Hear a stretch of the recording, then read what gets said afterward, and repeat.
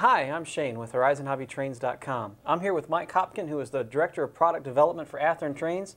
And Mike, you're here today to share with us a really exciting new Genesis release. Tell us what we have. Well, what we have, Shane, is the new series of Genesis Jeeps that we're going to be doing. And our first release is going to be the GP38-2. What we have on the table here are the first 4 road names that we're going to be doing. And what we want to talk about is a little bit about the versatility of the tooling that we've done. We've spent quite a bit of time working on this tooling to be able to capture almost every detail available for each road-specific locomotive. And so what we've got here is 4 widely different versions of the GP38-2. So Mike, I know that some of the standard Genesis features folks have become accustomed to, things like coupler cut bars and the new MU hoses and lift rings. Those are the standard type Genesis features, but what you're talking about is to continue to take that prototypical detail to even greater heights. So let's start with the CN, which is an all-new cab for us. Tell us a little bit about this new model. We'll start at the front of the locomotive. Obviously, we have the Canadian cab. We also have the Canadian-style anticlimber and ditch lights. The ditch lights will be operational.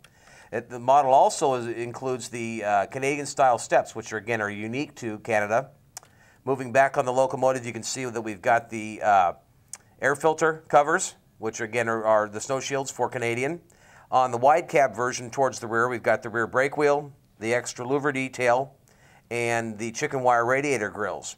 As we move around to the rear of the locomotive, you're going to see that we've got the class light, the Canadian-style class lights. We also have the unique Canadian-style vertical rear headlight, which is again is a Canadian-specific type of a detail. The model includes snowplows front and rear with the painting of the striping on there as well. These are some of the features that make the Canadian unit very specific and very unique compared to other versions of the GP38-2. So stepping from the Canadian National, the next one we have in front of us is the Missouri Pacific. Yep, the Mopac units represent probably the most standard early version of the North American style GP38-2s. Things that make the Mopac unique is the Missouri Pacific added additional jack pads to the locomotives. This model also includes the early style coupler cut bars, an 81-inch nose short hood. On the fireman side, we've got the Mopac style side mounted bell. Also, the steps on these are the early version of the steps without the notch. And those are some of the specific details that make the Mopac an interesting early version of this model. Also, one of the features that we'll be able to do with the Mopac version is we're going to offer additional exhaust stacks and spark arresters that will be included in the package for the consumer to install. When the locomotives were delivered, they had just the standard dual exhaust. Mopac then retrofitted them to put extra exhaust stacks, and then some of them are also equipped with spark arresters. So you said duals in the beginning and then up to 4 then later on in life, right? Yes, and then again the extra parts will be included on those, so the model will be able to pick what era he wants to model them. Okay, now SP fans are going to be really spoiled. Boy, the SP has got a ton of unique features as well. Again, SP, anybody who models SP knows that they obviously had all of the extra lights that would be typical of SP. The SP model represents a later version, later production, of the GP38-2. Some of the things that are unique to it would be the 88-inch short hood, which has the SP lights. It also has an anticlimber. It also includes the later version of the steps, which has the notch in them. On the roof, we've got details such as the horn, which is an all-new casting of the Nathan P3 for the SP locomotives. We've got the air conditioner, the antenna ground plane. It also has the shotgun-style exhaust stacks and the paper air filter box. Moving towards the rear of the locomotive, we've got the corrugated radiator grills, again for the late models, and the Q fans, which again for late production. We also have on the rear of the locomotive, we have the rear SP light package.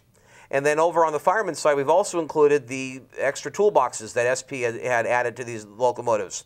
So again, a late production GP38-2, very specific for SP. And Mike, finally, the last version that we have is the Southern High Hood. Yeah, the Southern High Hood, we have several new features included on it. Starting at the rear of the locomotive, which is actually the front, obviously, for Southern. One of the things that makes it different than the rest of them, we've got the split radiator grills, which also then includes the wider spacing on the fan housings. We also have the large switcher steps, which allowed for crewmen to have more space when they were doing switching down in the steps. We also have the high lights, walkway lights, which were unique for Southern. Also, again, we've got the high short hood. The dynamic brake section has the oil bath type filter system, so you don't see the large cabinet that you would on some of the other GP38-2s. So Mike, one thing we should be sure and mention too is these locomotives, like all other Genesis locomotives, are available DCC ready with quick plug technology, as well as with Soundtrack Tsunami Sound, correct? Yes.